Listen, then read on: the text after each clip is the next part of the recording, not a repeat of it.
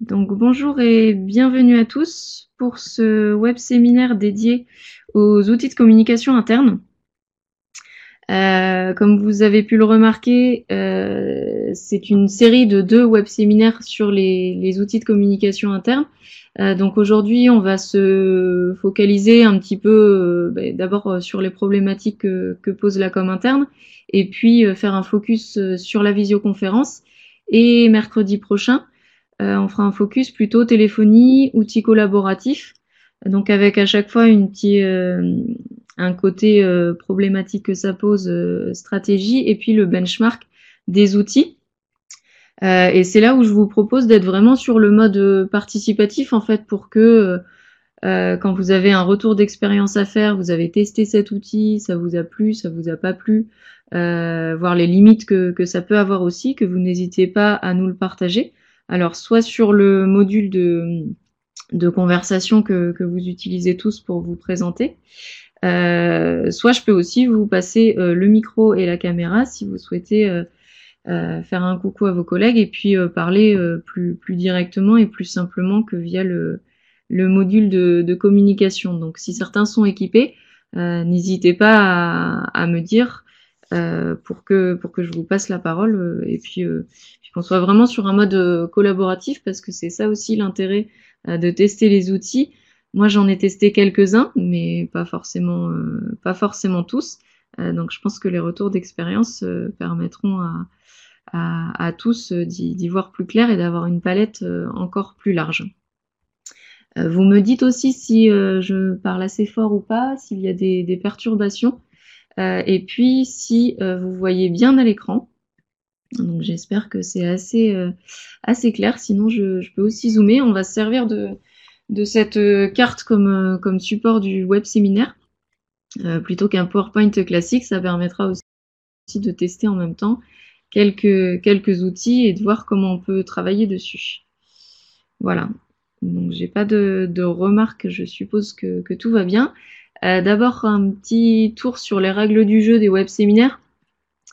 On est ensemble pour 1 heure, donc jusqu'à midi. Cette vidéo est enregistrée, elle sera rediffusée sur notre chaîne YouTube. On a une chaîne dédiée à tous les web séminaires qu'on met en ligne, qui sera mise en ligne d'ici la fin de semaine. La présentation qui est issue de cette carte mentale sera téléchargeable donc sur le site de la Mona par là où vous vous êtes inscrit. Et puis quelques petites règles du jeu justement. L'idée c'est que ce soit interactif. Je suis toute seule aujourd'hui pour vous présenter ces outils, donc n'hésitez pas à interagir, à participer, à demander le micro et la caméra. Et puis le dernier point, c'est que évidemment on est sur des problématiques qui dépendent vraiment de chaque personne, de chaque contexte, de chaque structure. Donc je ne vais pas vous proposer ni aujourd'hui ni mercredi prochain de recettes toutes faites. Mais on va essayer de voir quels outils peuvent le mieux pour correspondre à vos problématiques. Et c'est pour ça qu'il ne faut pas hésiter à les partager, justement, à partager vos interrogations, vos problématiques et les difficultés ou les points positifs que vous avez déjà rencontrés. Si tout va bien, je vais poursuivre justement sur ces problématiques, sur pourquoi déjà on organise cette série de web séminaires. Je pense que la raison est assez claire et pour les quelques personnes qui ont répondu au petit questionnaire préalable, c'est vraiment une question de plus en plus cruciale, notamment sur des structures qui sont regroupées. On sait qu'avec la loi NOTRe, les tailles des structures ont augmenté, les périmètres ont augmenté et les équipes sont de plus en plus nombreuses. Donc on se retrouve avec une problématique qui est vraiment très prégnante cette année, mais qui va le rester pour les quelques années à venir, le temps que les structures se mettent en place. Donc nous, on a voulu y apporter des réponses par plusieurs moyens. On a fait une rencontre du réseau au mois de septembre, qui était plutôt sur le management, comment on gère en fait ces nouvelles équipes sur différents sites, sur différents territoires. on a fait une rencontre sur le management intermédiaire et tous ont évoqué un petit peu ces problématiques de communication interne. Donc, on va l'aborder sous l'angle des outils, sous une forme de benchmark, mais on va essayer de partir plutôt de vos problématiques, des problématiques qui ont été évoquées justement dans le questionnaire préalable sur vos attentes. Donc, on a eu, par exemple, nous sommes une grosse équipe. Parfois, il est compliqué que le message touche tous les destinataires. On a eu aussi le fait que les bureaux sont sur une distance de 50 km. Je pense qu'il y en a qui sont encore plus loin dans les kilomètres. On peut fermer les bureaux, on peut pas fermer les bureaux tous les mois pour faire des réunions tous ensemble. Comment on fait pour échanger avec l'ensemble du personnel? Comment on fait pour se connaître? Et en fait, la problématique qui ressort vraiment de tout ça, c'est le fait qu'on veut communiquer avec toute l'équipe sur différents lieux. Parce qu'on a tendance aussi à appliquer évidemment les fonctionnements qu'on avait avant sur notre structure et on se demande comment on peut les dupliquer. Ce que je vous propose pour aujourd'hui, c'est de partir d'une idée pour essayer de voir après et d'appliquer les outils aux différents usages qu'on peut avoir. C'est de voir comment on peut organiser cette communication, mais aussi et surtout accepter le fait que l'on ne peut pas communiquer et ou travailler même de manière générale de la même façon dans une équipe que l'on connaît sur un seul lieu physique avec des habitudes qu'on a prises tout ensemble. C'est plus difficile de faire ça plutôt que voilà une équipe qu'on découvre avec des gens qu'on ne connaît pas forcément. Donc évidemment, on va pas savoir les décrypter comme les collègues avec lesquels on a l'habitude de travailler. Sur plusieurs bureaux, donc c'était la question qui était évoquée, comment je fais pour m'organiser sur des bureaux qui sont à distance et en plus avec des horaires qui sont pas forcément les mêmes et puis des habitudes de travail qui sont aussi différentes.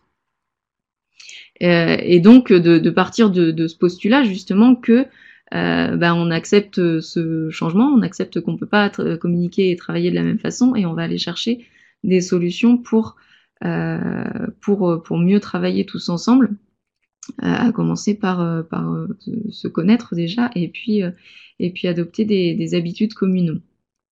Donc les plus de cette idée, c'est vraiment le fait de voilà, on est tous contents d'avoir de nouveaux collègues, on est tous contents d'avoir on a des nouvelles idées forcément, un nouveau territoire. C'est un peu la sensation qu'on change de travail sans avoir changé de contrat de travail justement. On fait un nouveau boulot, ça peut donner un nouveau souffle. Et puis le plus que ça a vraiment long terme au sein de la structure et dans le collectif, c'est vraiment d'adopter cette nouvelle culture d'entreprise en fait. Avec toutes ces problématiques, on se rend compte que la base, elle vient pas forcément de l'outil ou de comment je communique avec tout le monde en même temps, mais plutôt est-ce que tout le monde a envie de communiquer justement et comment je transmets dans cette nouvelle structure une nouvelle culture d'entreprise et puis une envie de communiquer qui est partagée par tout le monde.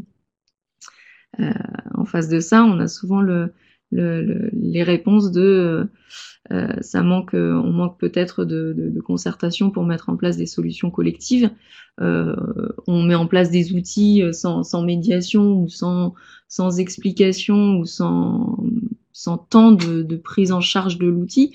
On ne connaît pas forcément l'outil, tout le monde n'est pas forcément équipé de la même façon et donc on a un petit peu peur justement avant de se lancer parce qu'on se dit que un tel a pas d'ordinateur portable, un tel a pas de smartphone, comment il va faire pour pouvoir communiquer.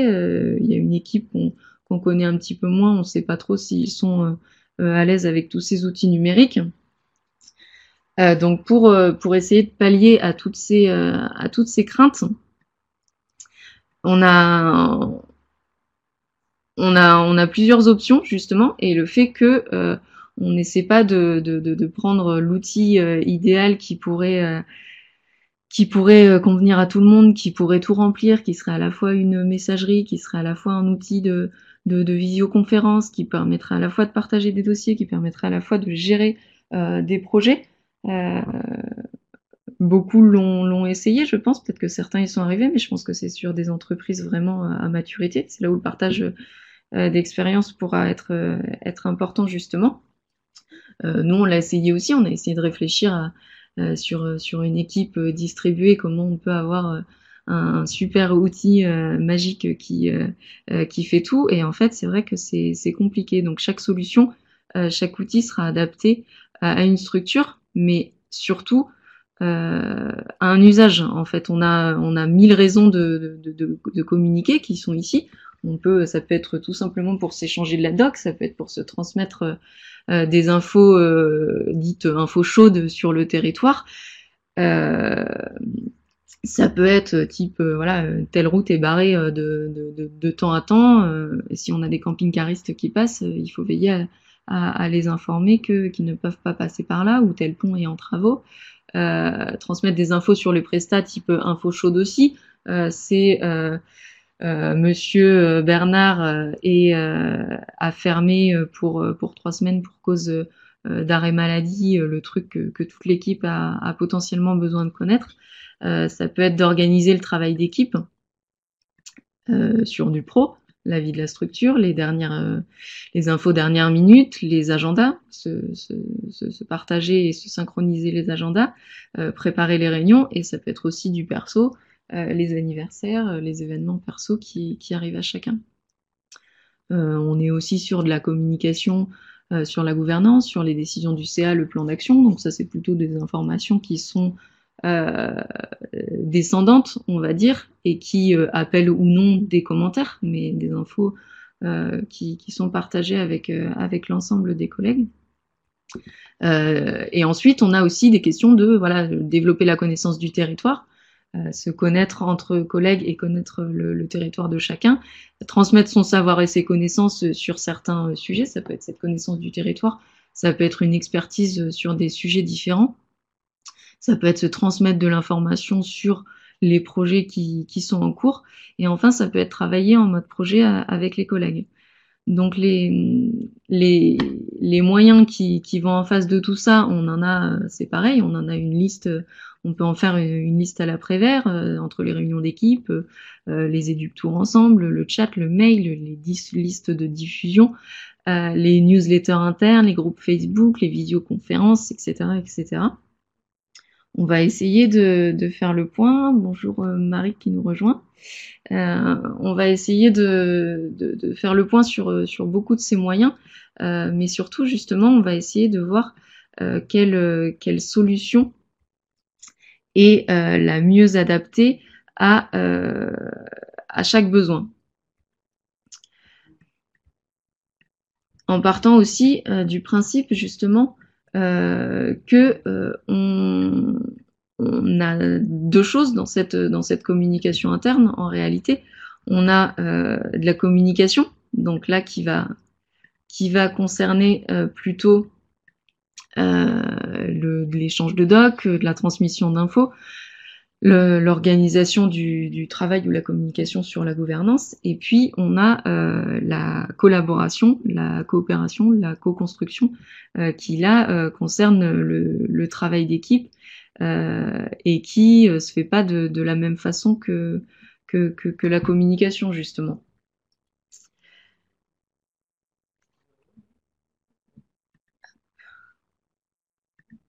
On va aussi partir du postulat que finalement, pour cette communication, certes, elle est rendue plus compliquée par le fait d'être à distance, mais qu'on va essayer justement de pallier à cette distance par des outils simples qui font ça fait pas comme si on était avec son collègue en train de boire un café, mais finalement, quand on est en visio et qu'on a notre café avec nous, ça revient un petit peu au même. On va essayer de pallier justement à cette distance-là. Le postulat de départ Est-ce que je peux agrandir l'écran? Alors, hop. Est-ce que c'est mieux comme ça? Quand c'est un peu peu plus zoomer. Je peux encore zoomer un peu plus. Après, plus je vais ouvrir mes fenêtres et plus ça va réduire. Ok, ça marche.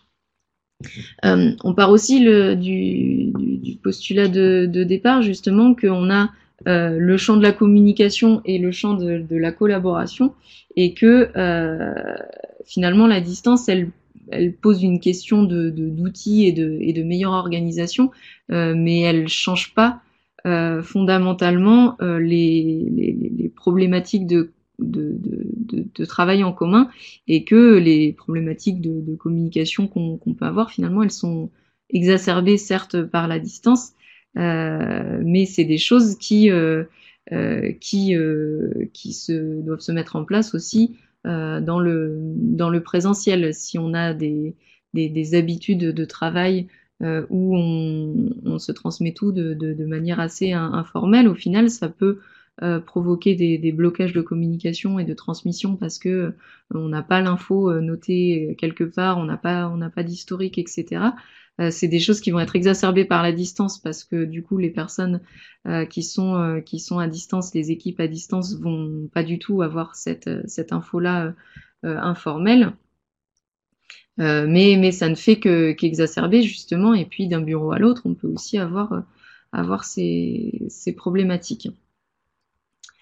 Donc là-dessus, justement, on va aller voir les outils qu'on peut utiliser en fonction de chaque usage. Donc on va avoir des outils qui sont plutôt sur la communication. Donc la communication, ça peut être pour se dire bonjour, pour échanger rapidement sur un sujet, pour discuter autour d'un café. Ça peut être aussi pour discuter, échanger des infos en équipe projet, justement de manière récurrente, et pour communiquer en instantané, le direct.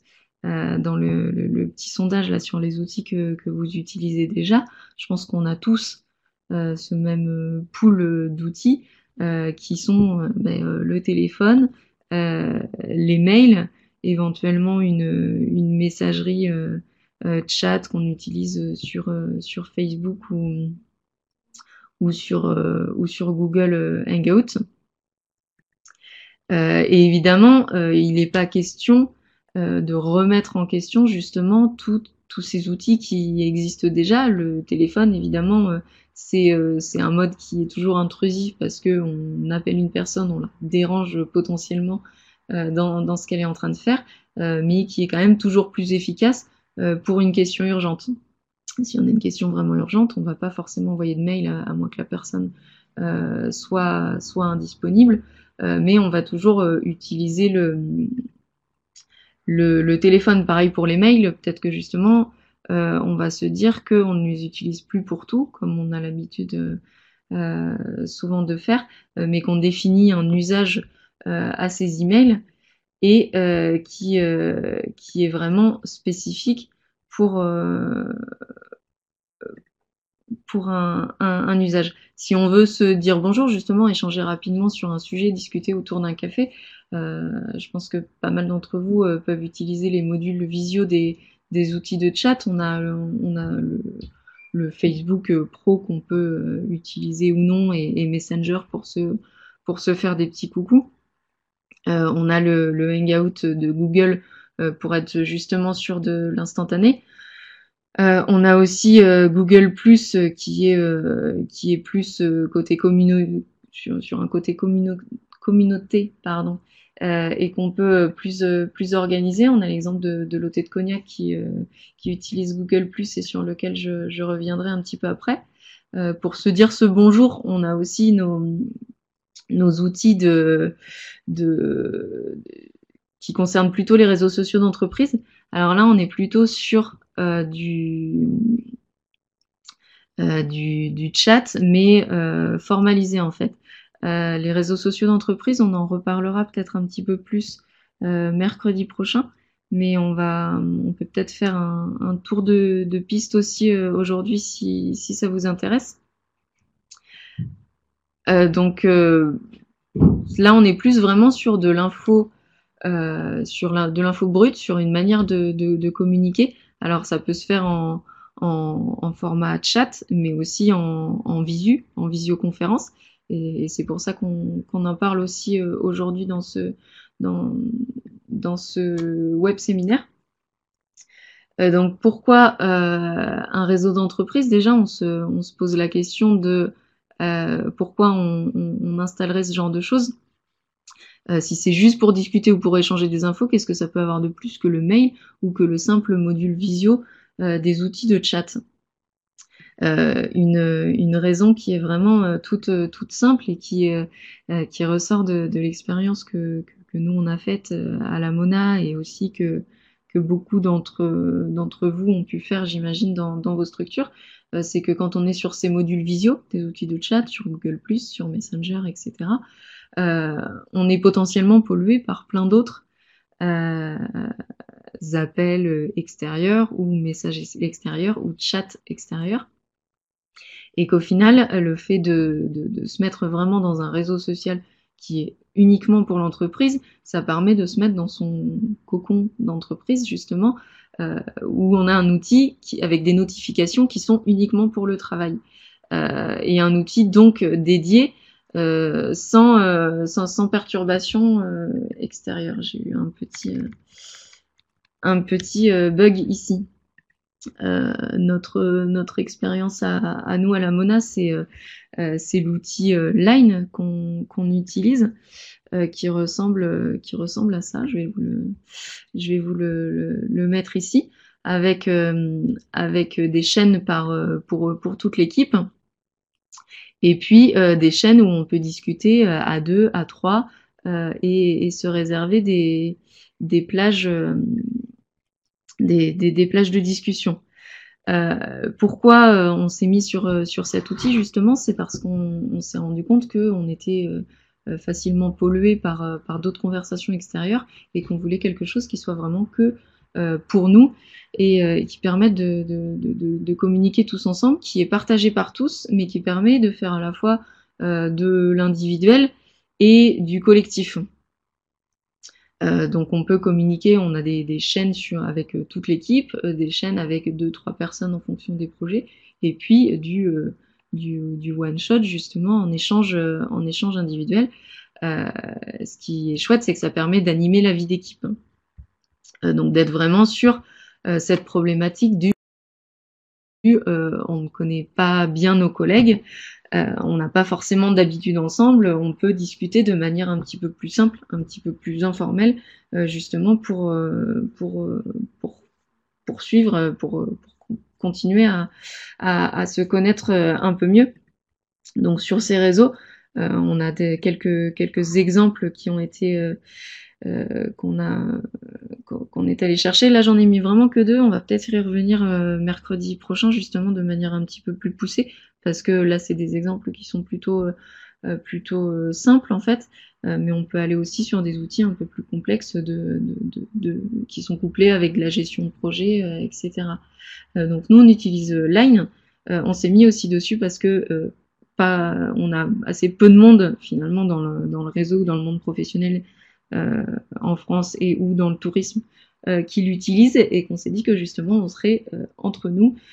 Ici, on n'a pas d'invitation à rejoindre Line de la part d'autres personnes, et si on en a, justement, on les refuse parce que c'est pas l'objectif.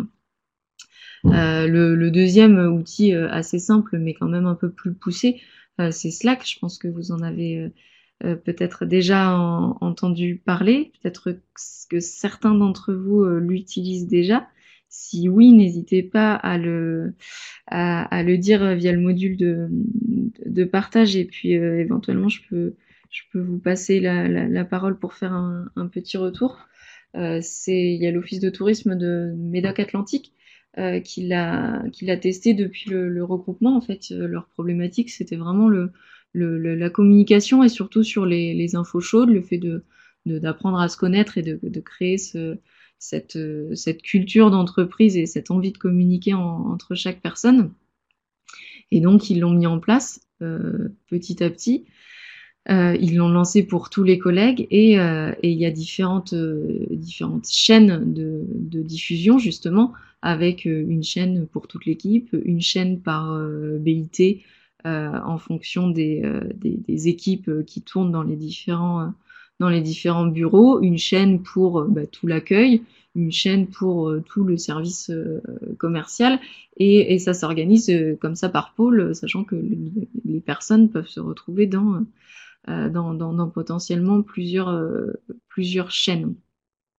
L'intérêt, c'est que ça participe justement au travail collaboratif et que ça permet des échanges informels, ça permet de désengorger énormément la boîte mail, parce qu'on se rend compte, et peut-être que vous le vivez sûrement, que quand on se regroupe et on a une équipe organisée à distance, on a finalement beaucoup plus de mails internes que de mails qui nous viennent de l'extérieur. Donc ça nous pollue notre boîte mail pour des choses qui ne sont pas forcément utiles justement d'avoir sur les emails.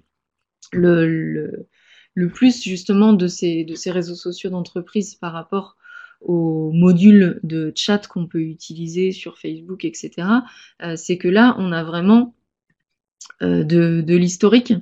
On a un historique qui peut aussi servir quand on a de nouveaux arrivants dans l'équipe, ou qu'on est parti en vacances 15 jours et qu'on a envie de rattraper un petit peu ce qui s'est passé et les différents débats. Donc ça permet d'avoir cet historique, et ça permet aussi d'avoir ce cadre justement où à chaque fois on n'est pas obligé de recréer une conversation sur Messenger ou sur Google Plus avec les différentes personnes qu'on veut avoir, mais on crée des chaînes et des canaux de diffusion qu'on utilise de manière plus simple et qui fluidifient aussi énormément l'organisation de cette communication interne. Donc les réseaux d'entreprise, ça répond à la fois à le dire bonjour, échanger sur un sujet, discuter autour d'un café. C'est ce que nous on fait beaucoup en interne à l'équipe via notre réseau social qui est Line. Faire le petit coucou du matin, se souhaiter le bon week-end ou le bon courage pour les déplacements quand un collègue part le dimanche pour son déplacement par exemple et qu'il se retrouve coincé à la gare avant la gare Montparnasse euh, pour des problèmes d'aiguillage. Ça permet de se soutenir aussi et de retrouver l'aspect collaboratif qu'on a sur les réseaux sociaux de manière générale au sein de l'équipe justement, pour donner cette envie de communiquer et cette culture d'entreprise. Pour discuter et échanger des infos en équipe projet de manière récurrente, on a évidemment les mails. L'intérêt, c'est pas de tout squeezer ce qui se faisait avant, mais là aussi peut-être qu'il y a des choses à inventer sur les manières dont on communique par mail. Se dire que les mails, c'est réservé à la communication plutôt externe, et si c'est en interne, des mails groupés qui exigent une réponse. Avec des Google Groups, on peut créer des adresses qui permettent de diffuser à une liste et donc à tout le monde en même temps, et en plus qui permet de retrouver l'historique par sujet après et de revenir éventuellement sur des discussions, et voilà, des mails groupés d'infos brutes.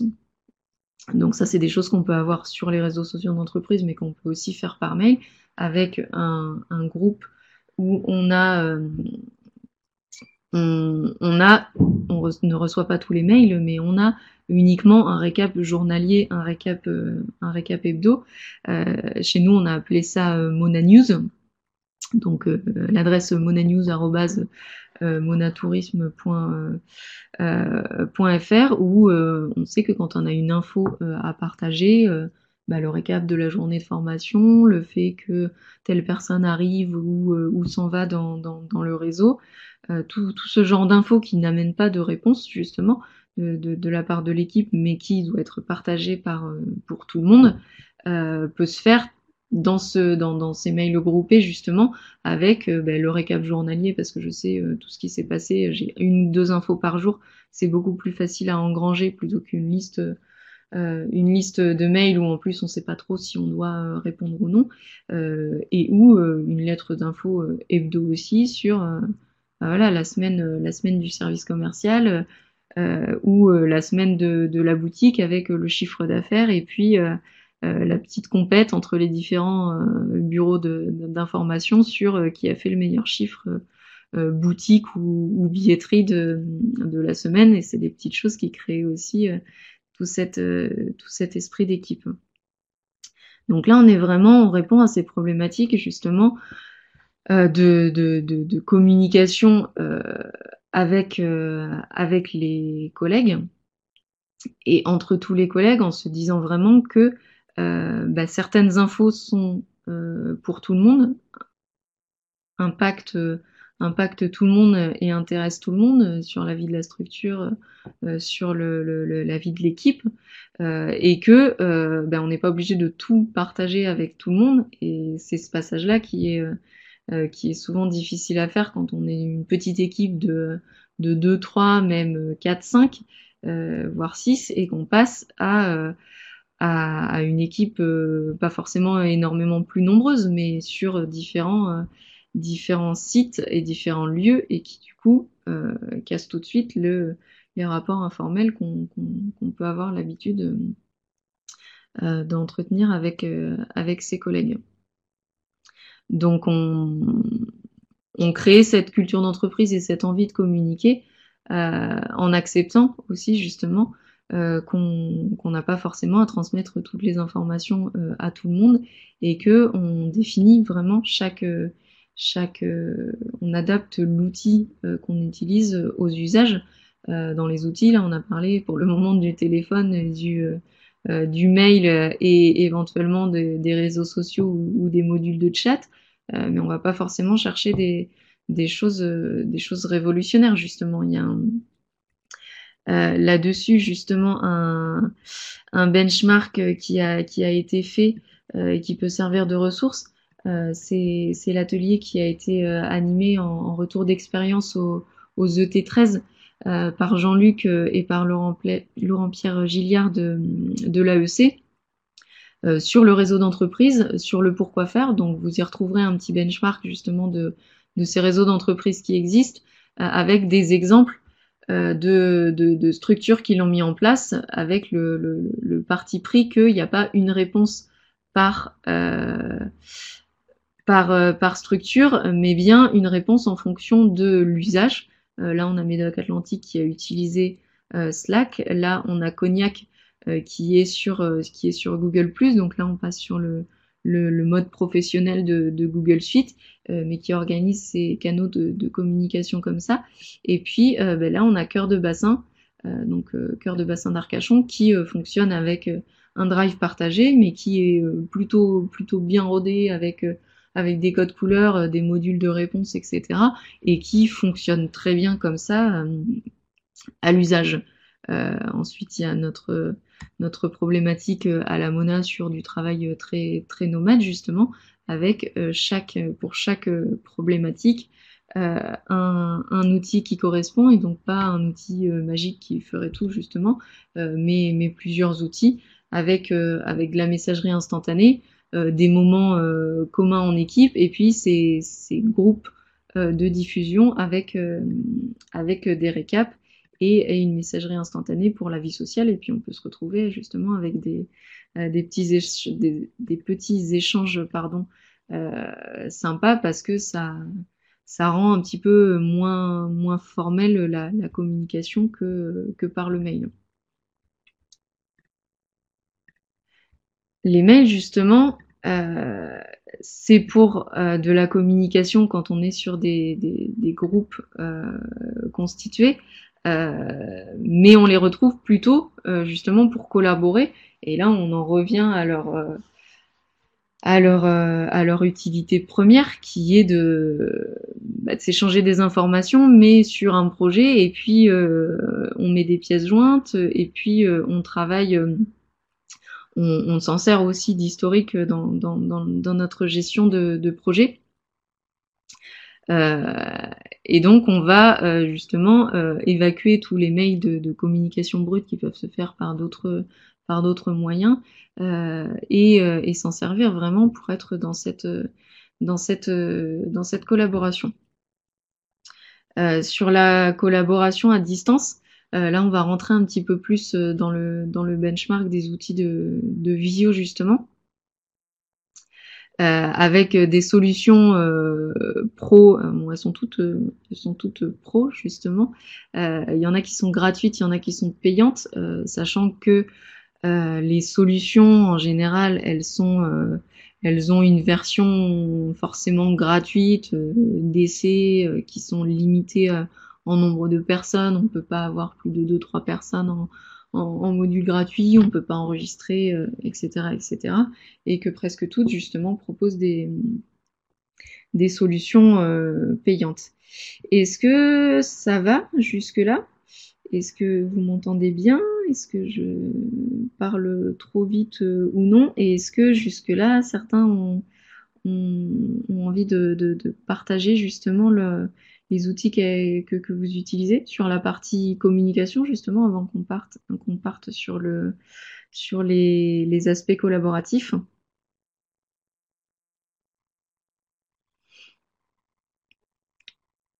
Ok, je suppose que ça va.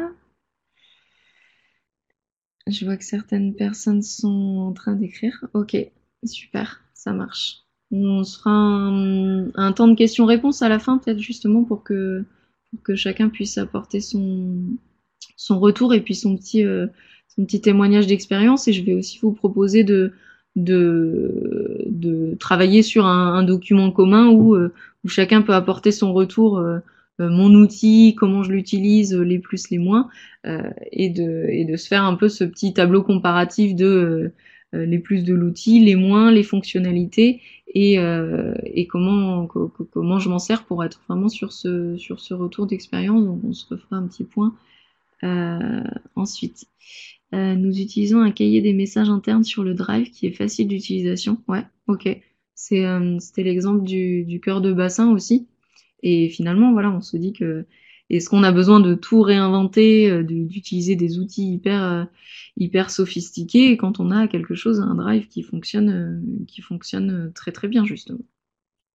Le plus que peuvent apporter les réseaux sociaux ou le côté chat euh, d'entreprise, c'est ce côté vraiment plus informel et connaissance des collègues qu'on a quand on est ensemble dans un bureau parce qu'on prend le café ensemble, parce qu'on prend le temps de discuter à midi, parce qu'on connaît un peu plus les vies des uns et des autres et qu'on perd forcément quand on est à distance.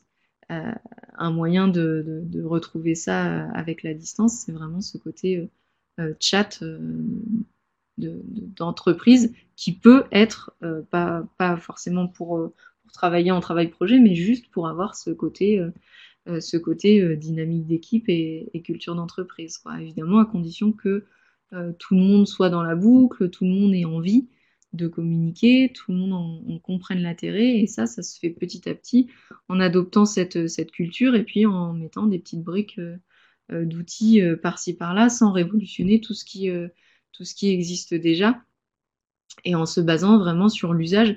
Bah, qu'est-ce qui nous manque par exemple dans ce drive, dans cette messagerie interne sur Drive? Est-ce qu'il y a des trucs qu'on peut pas faire et qu'on aimerait faire? Et du coup, mais, à partir de là, quel outil je vais chercher?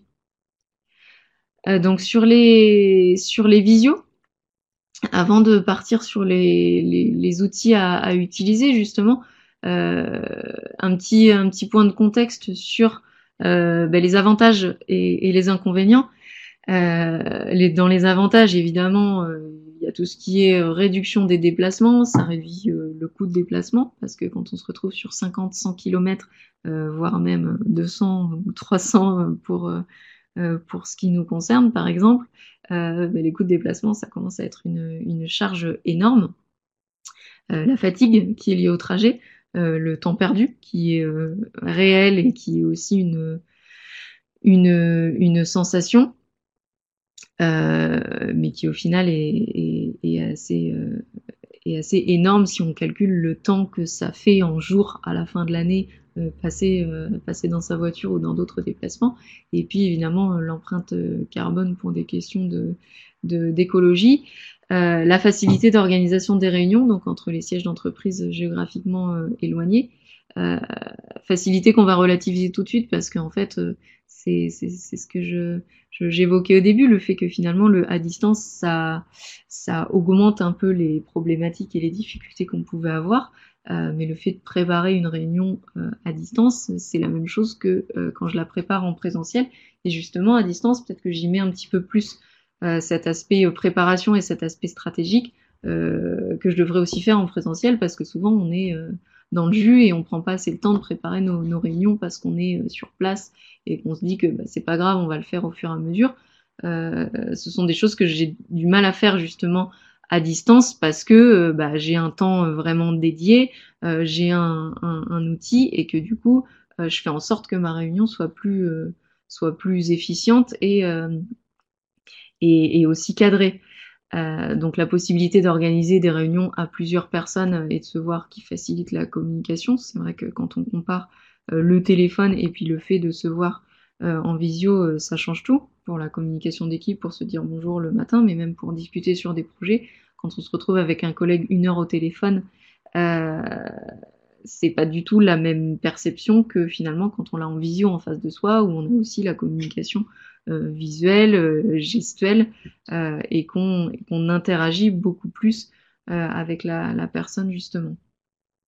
Et puis la possibilité de travailler à distance en se partageant aussi des dossiers, en chattant en parallèle de la discussion, en se montrant ce qu'on est en train de faire en faisant des partages d'écran. Et ça, c'est évidemment bien plus confortable que ce qu'on peut faire habituellement au téléphone. Les inconvénients, évidemment, c'est que rien ne remplace les échanges en direct et les discussions informelles lors de pauses ou autres. Donc on va beaucoup parler des outils de com interne et évidemment sur le à distance. Évidemment, je pense qu'on est tous conscients qu'on ne peut pas faire l'impasse sur des temps d'équipe, notamment quand on est une équipe tout nouvellement regroupée. Parce que on travaillera peut-être très bien avec ses collègues à distance, mais tout ce qui est connaissance de la personne, des modes de fonctionnement, de ce qui concerne un petit peu la vie privée aussi, c'est ce genre de choses qu'on peut pas faire à distance justement et qui peut entraîner des blocages par la suite si on prend pas ce temps d'échange direct et de rencontres et de discussions informelles. Le second inconvénient, c'est que ça nécessite d'être bien équipé. Donc on va faire un petit point après sur tous les outils dont on a besoin, les choses à checker pour être au point sur ma visioconférence. Et en premier lieu, la connexion Internet de bonne qualité. J'espère qu'aujourd'hui, elle est optimale. Et que vous n'avez pas de problème à entendre, que j'aurai pas de problème dans l'enregistrement après, mais c'est malheureusement quelque chose qui est un frein à cette visioconférence et à ce travail à distance parce que bah, souvent on est dans des endroits qui sont pas forcément bien reliés, bien connectés, on n'a pas tous la fibre dans nos bureaux et ça joue évidemment beaucoup. D'où le fait justement que quand on choisit son outil, si c'est juste pour des communications informelles en visio, on va aller vers un outil très très simple qui nécessite pas d'installer quelque chose sur l'ordinateur et qui potentiellement n'utilise pas trop de bandes passantes et qui ne sera pas limité au nombre de personnes. Donc la connexion Internet va aussi jouer beaucoup dans ce qu'on va pouvoir mettre en place malheureusement. Donc dans cette visio, on essaie aussi de différencier les réunions de travail qui sont en visioconférence, donc qui sont là voilà bien cadrées avec un outil pro, qui sont comme une réunion de travail en présentiel en fait. La seule chose c'est qu'on n'est pas en face à face mais qu'on est via un écran, et donc qui sont plutôt en web conférence justement. Donc la distinction entre webconférence, ce serait qu'on utilise un outil plus chacun devant son ordinateur avec un outil pleinement en ligne, et puis une visioconférence avec là, c'est le stade suprême de la visioconférence où on est dans une salle avec un équipement, avec un écran, avec un amplificateur de son, avec une caméra à 360 degrés qui capte tout le monde. Et là, il faut voir si justement il y a l'intérêt de se doter de tels outils, si vraiment on met en place ce fonctionnement sur du long terme, parce que c'est des équipements qui nécessitent un certain budget, qui nécessitent un temps de prise en charge, voire de formation à l'outil, et voir si vraiment se doter de ce type d'outils, ça vaut vraiment le coup comparé à des outils qui sont disponibles entièrement sur le web, qui sont peut-être payants, mais qui sont aussi évolutifs et qui vont permettre d'interagir un petit peu plus facilement. C'est le bémol qu'on met un peu sur ces équipements de visioconférence avec vraiment la salle équipée qu'on peut avoir dans des grosses entreprises, mais pourquoi pas demain justement dans des gros offices de tourisme sur plusieurs lieux, quand là on a vraiment un volume de réunions à distance, que ce soit en interne ou en externe, qui est très important avec, avec des outils vraiment performants. Donc nous, aujourd'hui, on va vraiment se concentrer sur le côté des outils plutôt web conférence, avec des choses qui sont en ligne et qui nécessitent des outils ajoutés à l'ordinateur, mais pas un équipement euh, intégral d'une salle qui serait uniquement dédié pour ça. Donc on différencie ces visio web conférences et puis les moments d'équipe en visioconférence qui là nécessitent pas forcément d'être programmés à l'avance ou d'être vraiment formalisés et qui sont un peu l'équivalent de la machine à café, sauf que ça se fait à distance. Donc si on se place justement dans ces outils de collaboration qui sont plutôt type machine à café, justement, euh, j'en ai donc remis deux là en exemple, qui sont vraiment très très basiques. En fait, leur principe, c'est vraiment juste de se voir. Donc il y en a un qui s'appelle Say Hello. Et donc le principe, c'est qu'on a euh, alors là, on a les problématiques de connexion Internet, où voilà, je suis directement connectée parce que ma webcam est branchée, et j'ai 8 images de couleur. J'ai juste un lien à partager, je copie mon URL, je l'envoie. euh, alors comment je l'envoie ou par mail ou par mon chat, ou bien je l'inclus dans mon invitation Google Agenda, et puis les personnes se connectent et arrivent en direct, et là il n'y a pas de module de chat, il y a vraiment juste de la visio, de la présence qui peut remplacer le coup de fil, et qui est plutôt sympa pour une réunion qu'on organise justement comme ça ponctuelle. On voit qu'il y a plusieurs échanges de mails qui commencent à s'accumuler. On se dit, bon, ok, on se fait un point 10 minutes en équipe à 2, 3, 4, et, euh, et on se règle ça en vidéo. Et là, hop, on va là-dessus, on se connecte, et, euh, et c'est assez rapide et efficace. C'est plus, enfin, ça fonctionne bien mieux à 2, 3, 4. À partir de 5, ça commence à être compliqué au niveau du débit Internet, justement, et ça nécessite d'avoir vraiment un bon débit. C'est le même principe qu'on retrouve ici avec Google Hangout, sauf qu'en plus, on a le chat où on peut écrire et échanger en même temps. Donc là, c'est vraiment le basico basique. À cela s'ajoutent ceux où on a vraiment le module de chat. Donc on a Apirine, qui est pareil, un outil assez simple de visioconférence, vraiment très facilement accessible. On se connecte, on a une caméra, et puis on invite à rejoindre un meeting. Donc là, on peut le mettre voilà, sur le Google Agenda ou l'envoyer par messagerie interne directe à ses collègues. On se connecte là-dessus, et puis on peut mettre des salles, les fermer en nombre de participants, comme ça on est sûr que personne personne ne se rajoute ou n'interagit en plus. Et puis là, on a en bas le module de partage d'écran, le micro, la caméra, et puis un module de chat, il me semble, hop, qui est juste ici à côté, où on peut discuter et interagir en même temps. Ça va être compliqué là, puisque je suis toute seule sur ce salon de chat. On a aussi les traditionnels stickers qui rendent un petit peu plus sympa la conversation avec les collègues et avec lesquels on peut s'amuser un petit peu aussi. Est-ce que certains d'entre vous ont déjà utilisé cette solution?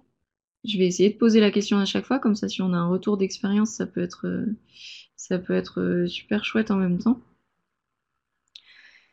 L'avantage de ce type de solution, c'est qu'il n'y a pas besoin de se créer un compte, il n'y a pas besoin de télécharger un logiciel ou une application. Ça fonctionne simplement et avec n'importe quel navigateur. Et bon, là, on avait 8 participants vidéo max, 12 en formule premium qui devient pour le coup payante. Sachant qu'à partir de 5 personnes, ça commence à être compliqué si on n'a pas une connexion avec la fibre ou une connexion vraiment performante. On a la possibilité de faire le partage d'écran et puis c'est disponible aussi sur smartphone. L'intérêt de cet outil de visio, c'est que ce soit quand on est vraiment sur de la communication plutôt informelle et plutôt simple en fait, sans besoin d'avoir vraiment de travailler avec des outils communs, autant que ce soit accessible à la fois sur l'ordinateur et sur le smartphone pour pouvoir le faire aussi éventuellement à distance, en déplacement et être plus facilement joignable. Donc on a Cécile et Bénédicte qui nous donc Cécile qui utilise Hangout et Bénédicte qui utilise Skype. Alors Skype, je pense que c'est l'outil le plus utilisé pour la plupart des entreprises dans le monde. Vous utilisez Skype en version gratuite ou Skype entreprise?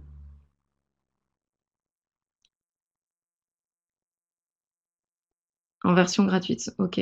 La problématique qu'on peut rencontrer sur les versions gratuites, c'est qu'il peut y avoir justement des problématiques entre les versions entre particuliers et entreprises quand on a un Skype Pro où on retrouve pas forcément les gens qui sont plutôt en mode particulier et donc qui nécessite d'avoir un petit peu le même niveau entre les participants. On peut être sur 15 participants vidéo maximum. On a le chat, le partage d'écran. Et je ne sais pas si vous en êtes satisfait, mais je pense qu'en gratuit sur une utilisation basique, c'est quand même plutôt opérationnel. La problématique, c'est que ça nécessite d'avoir Skype, de ne pas perdre ses identifiants et puis d'aller retrouver les gens après. Donc on ne peut pas vraiment être sur de l'instantané. Ça nécessite qu'on soit vraiment sur une réunion prévue. On se dit on va passer par Skype, tout le monde a Skype, on se partage les pseudos, etc.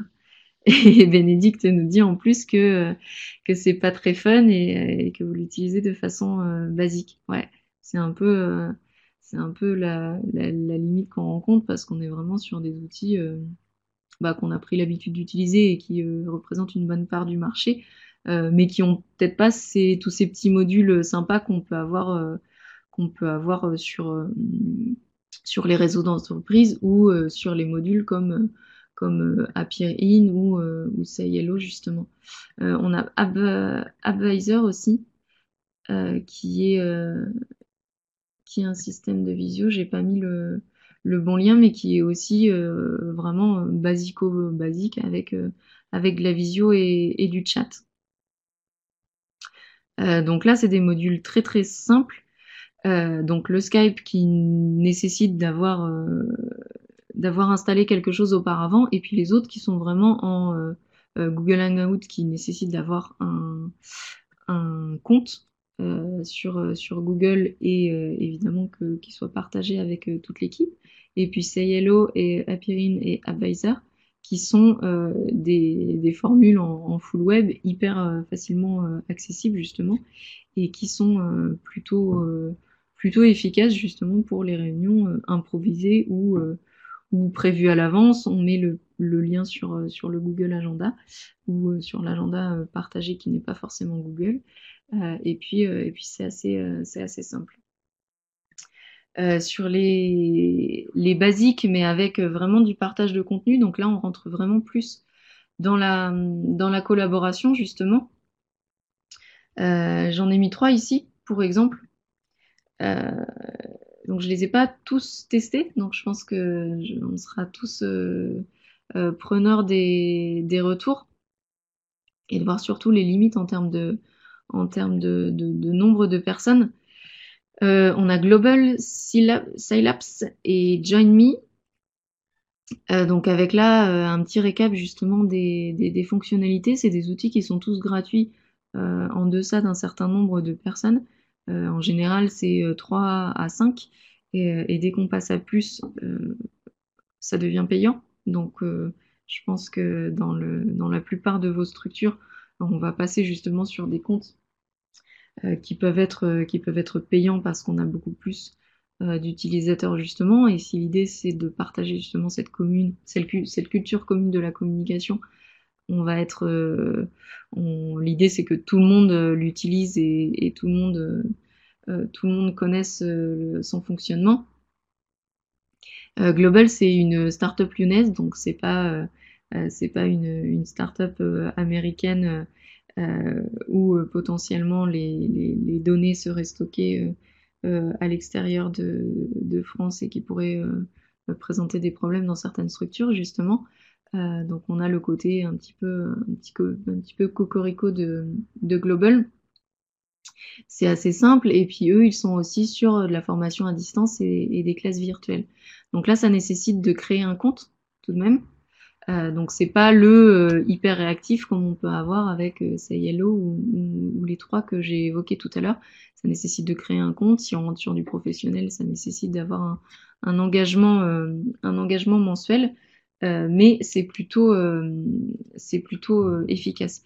Je vois que le temps passe très vite en fait. Donc on va essayer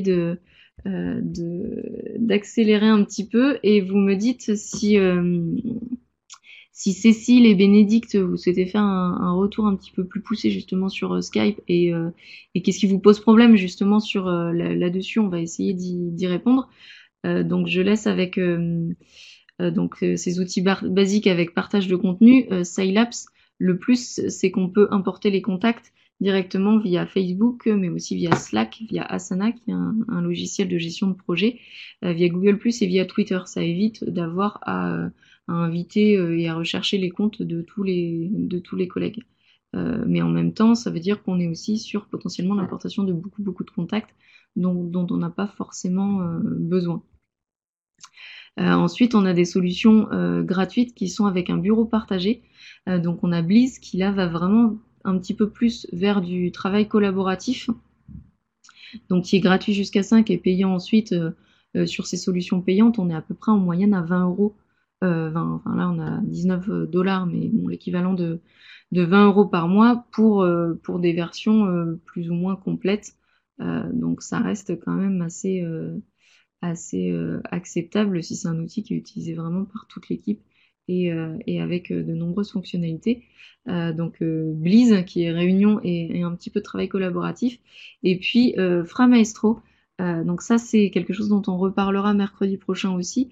C'est toute une gamme d'outils qui est basée sur le collaboratif, le coopératif qui est intégralement en open source, donc qui est développé par des gens qui sont bénévoles, justement, par une association qui est vraiment sur cette logique de partage de collaboratif d'open source et qui, en fait, propose un petit peu toutes les alternatives d'outils à Google qui peuvent exister, toute la palette d'outils Google, le mail, la messagerie, le drive, etc., etc.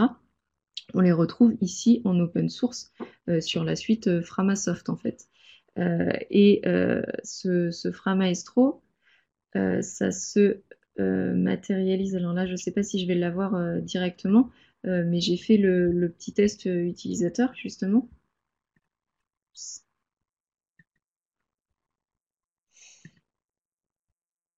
J'ai un réseau qui est un peu compliqué. J'espère que vous m'entendez encore.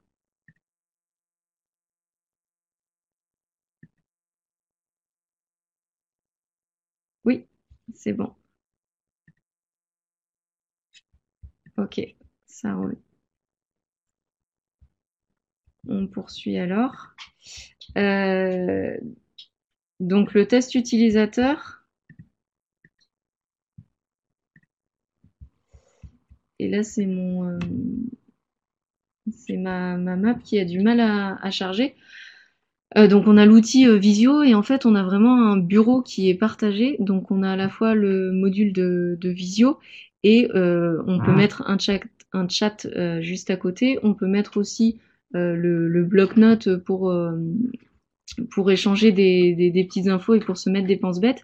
Et puis on a un outil qui permet de prendre des notes en direct sur le travail qu'on est en train de faire ensemble, qui se sauvegarde automatiquement sur un espace partagé et qui peut s'effacer automatiquement au bout de 2 jours, d'une semaine, ou rester dans le bureau partagé qui est pour le coup sauvegardé. J'aurais bien aimé vous le montrer, mais là ça ne fonctionne pas, donc je vous invite à le tester. C'est vraiment un chouette outil qui est plutôt évolué et qui est très personnalisable en fait. On peut rentrer vraiment ce qu'on veut dedans, on peut faire du partage d'écran, donc travailler ensemble sur quelque chose tout en se voyant. On peut prendre les notes en même temps et on le module un petit peu comme on le souhaite. Donc là j'ai ma carte qui a complètement planté. Donc je vais essayer de la remettre. Il est midi 05, on se prend encore 5 petites minutes si ça va. Et je vous invite à poser vos questions directement aussi sur ces outils-là, et puis éventuellement à partager votre retour d'expérience pendant ce temps-là. On se note les questions et puis on se le partage pendant 5 petites minutes. Et puisqu'on n'a pas le temps de traiter là, et de toute façon c'est comme ça que c'est prévu aussi, on poursuivra sur ces outils collaboratifs, donc pas uniquement de visio, mais aussi de travail en commun. On va parler des maps, par exemple, des cartes mentales partagées, mercredi prochain. Je ne sais pas si tout le monde a prévu d'être là. Si vous ne pouvez pas être disponible à ce moment-là, sachez que ce sera aussi enregistré et que vous pourrez le revisionner par la suite. Et surtout que je vous partagerai cette carte avec le benchmark des différents outils. Donc là, j'ai retrouvé le test utilisateur, donc je le mets en grand écran. Donc on a là, j'avais partagé justement cette carte. Donc là, c'était pas en partage d'écran, c'était vraiment, j'avais intégré la carte et les modifications se faisaient en direct sur mon outil. Avec le côté, on est ici en visio, on a notre Frama Pad tel qu'il est appelé pour prendre les notes, et puis le mémo ensuite avec les petits post-it pour ne rien oublier, qui permettent de faire une synthèse assez rapide de la solution, justement. Donc les moins, pardon, c'est que il faut vraiment prendre le temps de le prendre en main, et que ça peut pas se faire comme ça sur un simple outil de communication, mais si on le met en collaboration, c'est plutôt efficace. Et ensuite, donc assez rapidement, les solutions qui sont vraiment payantes, et donc là qui nécessitent un certain investissement de la part de la structure, avec installation préalable ou sans installation préalable. Là, donc j'ai mis Skype entreprise. Et je vais rajouter Adobe Connect, qu'on utilise à la Mona en interne. Qu'est-ce que ça a de plus, justement, ces solutions par rapport aux solutions gratuites? C'est souvent le fait qu'on peut déjà enregistrer la réunion. Donc c'est utile pour des web séminaires ou ce genre de choses comme c'est le cas aujourd'hui. Mais c'est aussi utile pour des réunions qu'on fait à distance. Et là, ça peut être de l'interne comme ça peut être de l'externe pour garder une trace et pour se faire des comptes rendus ensuite. Et ça fait qu'on a une interface en fait comme on a ici avec les réunions partagées. Et puis depuis qu'on a la solution, on a vraiment tout l'historique. Donc là, les web séminaires et là, les différentes solutions.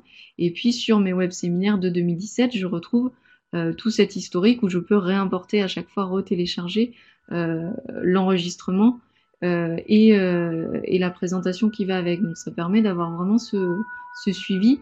Et puis en plus, un module qui permet, nous pour Adobe Connect, d'avoir voilà, ce moment de discussion, d'interaction. On peut donner le micro et la parole à des collègues qui sont en direct. C'est plutôt interactif. On peut se partager nos écrans. Ça a un certain coût, justement. C'est à peu près, c'est pas loin de 1000 euros par an, si je ne veux pas dire de bêtises. Ça doit peut-être être autour de 800 euros, mais là, il faut que je vérifie avec ma collègue sur les dernières factures, parce que je ne voudrais pas raconter de bêtises. Mais ça a un certain coût, mais c'est vraiment une utilisation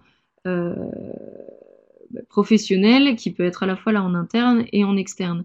Sur un retour d'expérience, par exemple sur la Mona, Adobe Connect, on l'utilise très peu en interne pour communiquer. On utilise plutôt des outils vraiment plus simples, les solutions gratuites et puis la messagerie, le chat réseau social d'entreprise, plutôt qu'Adobe Connect qui est plutôt réservé aux échanges avec le réseau et en externe. On a GoToMeeting qui est une solution assez intéressante aussi, qui est utilisée par le 360 Learning qui est une plateforme de création et de diffusion de contenu web séminaire, MOOC, etc. Et qui, eux, en sont plutôt satisfaits, mais qui nécessitent tout de même d'installer un module avant et qui donc est difficile à faire si on s'y est pas pris à l'avance. Donc en ressources là, je vais vous partager justement euh, ces différents conseils, outils et puis des outils aussi qui font déjà une comparaison entre ces différentes solutions. Et ce que je vous propose aussi, si vous en êtes d'accord et si ça vous intéresse, c'est de se partager un tableau comparatif et collaboratif où chacun met les différentes solutions qu'il utilise avec les fonctionnalités en fonction du payant, du gratuit, le nombre de personnes et les limites qu'il peut trouver à cet outil et les avantages si évidemment tout va bien. Donc ça peut être un chouette outil pour justement se partager ces retours d'expérience en interne. Je prends juste 2 minutes sur la préparation justement de ces outils de visio. On a tendance à, un petit peu comme en réunion en présentiel, à sous-estimer le temps de préparation, mais qui est vraiment encore plus essentiel sur ces temps à distance. Et donc, évidemment, le lien de connexion à choisir, à préparer à l'avance et à envoyer, évidemment, pas 5 minutes avant la réunion. On peut l'intégrer à l'agenda partagé, comme ça tout le monde sait où c'est, tout le monde s'y retrouve.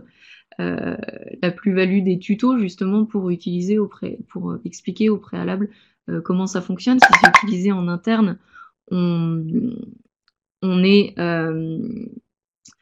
vraiment sur des tutos explicatifs à l'équipe et puis on n'hésite pas à former ses collègues pour que chacun s'imprègne de la logique et communique de cette façon-là.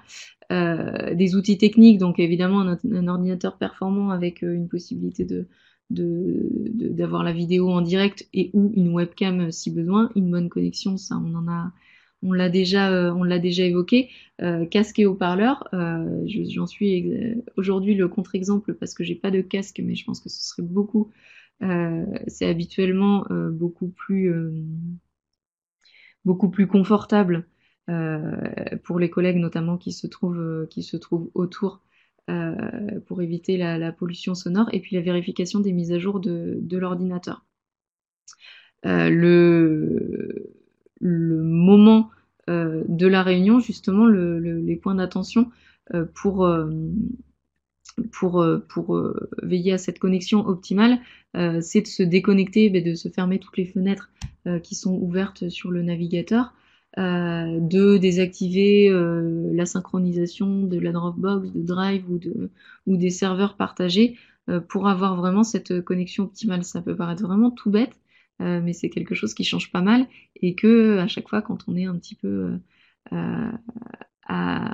pressé par le temps pour se connecter à sa visio, on oublie de le faire, et c'est quelque chose qui joue énormément dans le bon déroulement de la réunion et dans le ressenti qu'on en a, parce que quand on est à distance, on en a beaucoup plus vite ras-le-bol aussi quand on a des bugs techniques, et puis quand on n'arrive pas à interagir correctement avec les participants.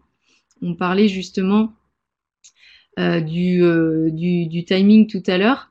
Pas plus d'1 heure et demie pour une visio, parce que après ça commence à devenir on a un temps d'attention qui est compliqué, d'autant plus s'il y a moins d'interaction. Donc c'est pour ça que je vais rendre l'antenne d'ici peu, parce que justement on est sur un niveau d'attention qui est plus faible.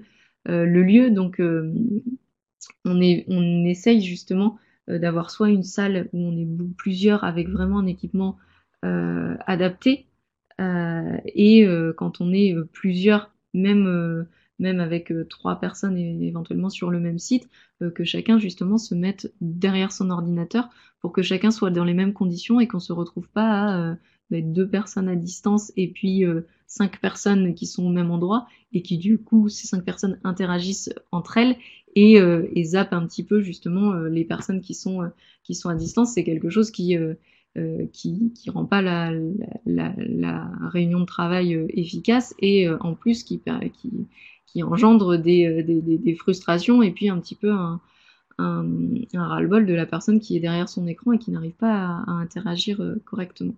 Des petits points d'attention sur la luminosité derrière soi, sur l'orientation de l'écran. En même temps que je vous parle, on teste de plus en plus les conditions, justement. Et il n'y a pas de secret, c'est comme la préparation des réunions. Le préalable indispensable, c'est le temps de préparation, le temps pour faire ce benchmark d'outils, pour voir quel outil correspond le mieux à chaque usage, et puis le temps d'explication, que tout le monde se l'approprie. Avant chaque réunion, on prend le temps de prévoir, de faire des tests techniques, de prévenir les participants, de faire un test 30 minutes avant pour voir si ça fonctionne, si tout le monde entend bien, si tout le monde est concerné. Et là, on a un petit peu comme en réunion en présentiel, l'importance du concierge qu'on oublie souvent, mais qui est encore plus essentielle dans les réunions à distance, de quelqu'un, voilà, qui connaisse bien la technique, qui soit capable d'interagir en cas de bug technique, et qui donne un petit peu ses règles du jeu à l'ensemble des participants. Donc quelques petits points d'attention sur le fait de respecter les temps de parole, d'interagir, et que tout le monde soit dans les mêmes conditions.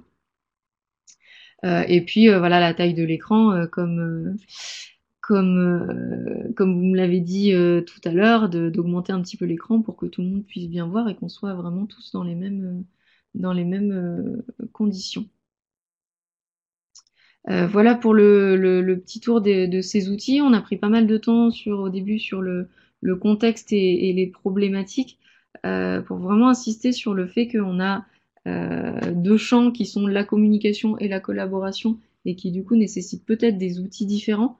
Mercredi prochain, on évoquera des outils qui sont un petit peu multitâches, où on va retrouver ces différents usages dans le tout en un, mais qui sont peut-être pas à mettre en place directement dans une équipe qui vient tout juste de se regrouper, parce qu'il faut un temps d'adaptation. Ça dépend de la sensibilité des personnes, du travail d'équipe qui est déjà engagé, de la répartition des rôles entre chaque collègue, et peut-être que justement prendre le temps d'instaurer peut-être plusieurs outils, une suite d'outils pour mettre en place cette culture d'entreprise et cette envie de communiquer avant de se lancer dans un outil plus élaboré ou plus évolué, ça peut permettre d'avoir un pas en avant, mais de pas aller trop vite et de pas perdre peut-être la moitié de l'équipe qui ne se retrouvera pas dans cet outil. Donc on est vraiment dans l'usage qui définit l'outil, l'outil qui fait pas tout, mais qui contribue fortement à parvenir à l'objectif souhaité. Parce qu'évidemment, si on n'est pas bien équipé, on va avoir du mal à travailler et on se repliera sur il faut se voir pour travailler ensemble, alors que c'est pas forcément nécessaire pour tout et ça se justifie pas forcément pour tout. Que évidemment, si on se retrouve avec une suite de 10 outils, ça commence à devenir un petit peu complexe, et puis qu'on prend vraiment ce temps pour la mise en place, pour la formation, pour la décision de quel bon outil en fonction du bon usage. Ça permet de résoudre pas mal de ces problématiques, justement, de comment je fais pour communiquer avec tout le monde à la fois et avec un seul outil. Clairement, c'est pas possible. Et ça nous pousse justement à re-réfléchir à notre manière de bien faire passer les messages aux bonnes personnes et pas forcément à l'ensemble de l'équipe si ça se justifie pas. Je vais m'arrêter là pour aujourd'hui parce que j'ai bien débordé en plus. J'espère euh, que tout le monde est encore là et je regarde et visiblement oui. Est-ce que vous avez des questions sur les outils qui ont été présentés? Est-ce que vous avez des points que vous souhaitez aborder justement le mercredi prochain pour ceux qui peuvent être là? Je vais vous partager la carte et puis le tableau de benchmark un petit peu partagé pour que chacun puisse faire son retour d'expérience. Et je pense que c'est ça qui va alimenter nos échanges et nos débats aussi. J'attends la réponse d'un collègue qui travaille sur un collectif justement, sur plusieurs pays, plusieurs modes de fonctionnement et énormément de projets à la fois qui nous partagera justement les outils qu'ils utilisent et eux qui se basent en plus sur l'open source, donc tout accessible, tout visible et le partage, donc qui évidemment s'adapte pas forcément aux offices parce qu'on a on a des problématiques de confidentialité, etc., mais qui peut être un bon exemple pour voir comment formaliser les choses et comment définir les outils en fonction des usages. Je vois que Corinne est en train d'écrire. Corinne, je peux aussi te passer la parole si tu as envie de nous partager ta question plus directement et si tu as un micro. Je vais arrêter là le partage d'écran.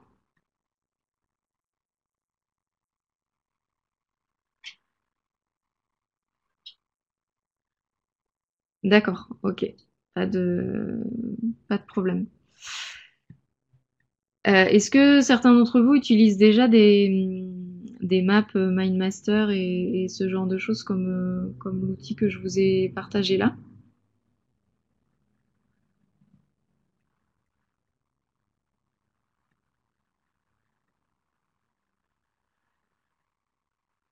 Non? Ok.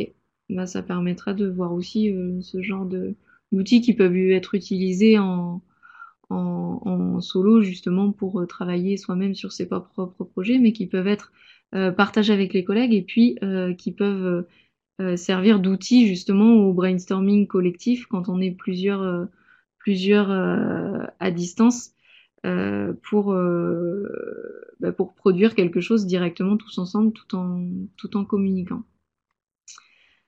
S'il n'y a pas de questions et de partage, sur le principe de se partager un document avec le retour d'expérience de chacun, est-ce que ça vous intéresse et est-ce que vous avez déjà des retours à faire justement?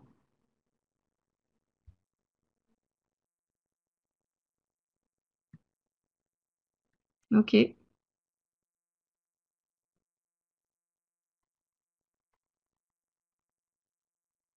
Ça marche. Je vais vous partager la vidéo, la carte, la présentation qui va avec, et puis le lien vers un outil qu'on peut utiliser chacun pour se faire ses retours. Et pas de retour pour l'instant de notre côté. Ouais, je suppose que tout le monde est en phase de questionnement sur ces différents outils. Ce qui peut être chouette justement, c'est de se tester chacun quelques outils pratiques en fonction des différents usages et des différents besoins qu'on a.